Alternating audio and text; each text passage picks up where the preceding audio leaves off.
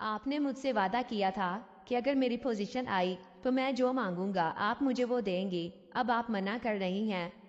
میں نے عزیر کو کہا ہاں، میں نے کہا تو تھا، میں مانتی ہوں، لیکن جو تم کہہ رہے ہو وہ نہیں ہو سکتا۔ میرا نام رابعہ ہے، میری شادی ہو چکی ہے، میں ایک گاؤں میں اپنے شوہر کے ساتھ رہتی ہوں۔ میرا شوہر ایک سرکاری ملازم ہے، لیکن اس کی ملازمت دوسرے شہر میں ہے، اس لیے اسے نوکری کے سلسلے میں دوسرے شہر جانا پڑتا ہے۔ میں نے اپنے شوہر سے کئی بار کہا کہ آپ کوئی اور جاب ڈھونڈ لیں، ہماری نئی نئی شادی ہوئی ہے اور میرا اس طرح آپ سے دور رہنا مجھے اچھا نہیں لگتا، اور ابھی تو ہماری نئی نئی شادی ہوئی ہے۔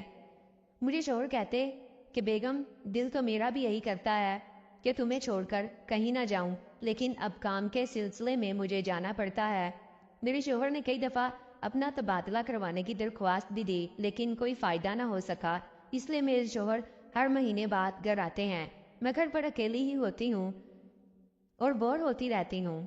میں خود پڑھی لکھی ہوں، اس لیے میں نے گھر میں ایک ٹیوشن سینٹر کھول رکھا ہے جہاں میں 8ویں جماعت سے لے کر 10ویں جماعت کے بچوں کو پڑھاتی ہوں۔ میرے ٹیوشن سینٹر میں محلے کے تمام بچے اور بچیاں آتی ہیں، اس طرح میں بچوں کو پڑھا کر وقت گزاری بھی کرتی ہوں اور پیسے بھی کما لیتی ہوں۔ ایک دن معمول کے مطابق بچوں کو پڑھا رہی تھی کہ دروازے پر دستک ہوئی۔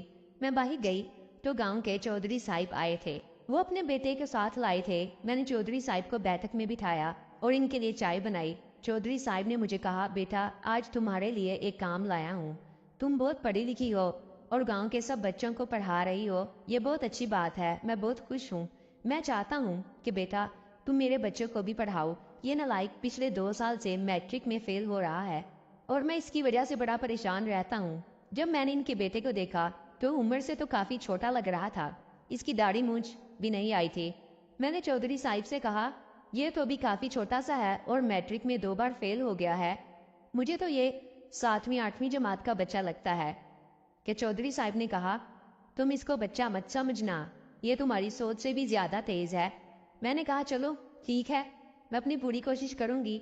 اگلے روز سے عزیر نے اکیڈمی آنا شروع کر دیا۔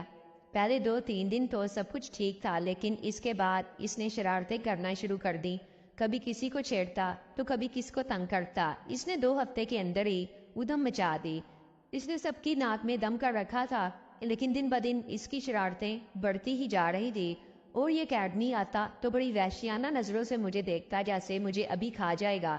مجھے اس کی حرکتیں سمجھ آ رہی تھی۔ آخرکار میں نے تنگ آ کر فیصلہ کیا کہ اس کا ٹائم چینج کر دوں۔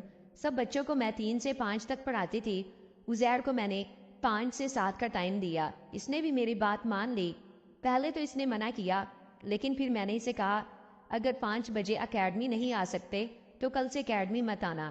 پھر وہ مان گیا اور وہ 5 بجے اکیڈمی آتا۔ اب اس نے اپنی حرکتیں مجھ پر آزمانا شروع کر دی۔ وہ لگتا تو بچہ تھا لیکن اندر سے پورا تھا۔ مجھے اس بات کا احساس تب ہوا جب میں نے اسے گنتی لگاتے ہوئے پکڑا۔ میں حیران ہو گئی۔ خیر اب مجھے اس کی شرارتوں کی عادت ہو گئی تھی، مجھے خود اکیلا پن اندر سے کھا رہا تھا، لیکن میں نے اپنے آپ کو کنٹرول کیا۔ میں نے عزیر کو سمجھایا کہ بیٹا اپنی پڑھائی پر توجہ دو اور یہ حرکتیں بند کر دو، لیکن وہ بچہ نہیں شیطان تھا۔ ایک دن میں نے خوب ڈانٹا تو پھر وہ کافی دیر تک سکون سے بیٹھا رہا۔ اس نے رونے والی شکل بنا لی۔ مجھے کافی دکھ ہوا کیونکہ آج تک میں کسی پر ایسے چڑلائی نہیں تھی۔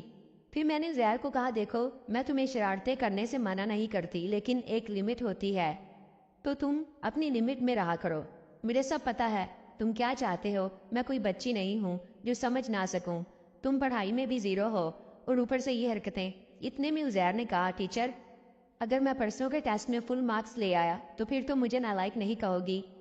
میں نے دل میں سوچا اچھے مارکس اور یہ ہو ہی نہیں سکتا۔ میں نے کہا ٹھیک ہے عزیر، اگر تم جیتے تو میں تمہیں نالائق کہنا چھوڑ دوں گی اور اس دن کوئی پڑھائی نہیں کروں گی، تم جو چاہے کر لینا، وہ دن تمہارا ہوگا۔ عزیر نے حامی بھر لی۔ 2 دن تک اس نے کوئی شرارت نہ کی، پڑھائی میں مگن رہا۔ میں دیکھ کر حیران تھی، لیکن میں نے سوچا اس نے 2 دن میں کیا ہی کر لینا ہے۔ لیکن میں حیران تب ہوئی جب ایک شام وہ پڑھنے کے لیے آیا۔ میں اپنے کمرے میں بیٹھی ٹی وی سیریل دیکھ رہی تھی۔ اس نے آتے ساتھ مجھے ٹیسٹ دکھایا اور کہنے لگا، ٹیچر میں نے کہا تھا نا میں نالائق نہیں ہوں۔ میں نے جب ٹیسٹ دیکھا تو حیران ہو گئی۔ میں نے کہا ضرور تم نے چیٹنگ کی ہوگی، تو کہنے لگا نہیں ٹیچر، آپ چاہیں تو مجھ سے سن بھی سکتی ہیں، میں نے اسے 2-4 سوال سنے اور اس کو واقعی ہی آتا تھا۔ پھر اس نے کہا ٹیچر آپ نے کہا تھا میں جو چاہوں گا آپ مجھے وہ دیں گی۔ میں نے کہا ہاں بالکل، کیا چاہیے تمہیں؟ جب عزیر نے مجھے بتایا تو میں نے عزیر کو کہا نہیں نہیں یہ نہیں ہو سکتا، یہ تم کیسی باتیں کر رہے ہو؟ اتنے میں عزیر نے ٹی وی بند کیا اور مجھے دیوار کے ساتھ آدھا گھنٹہ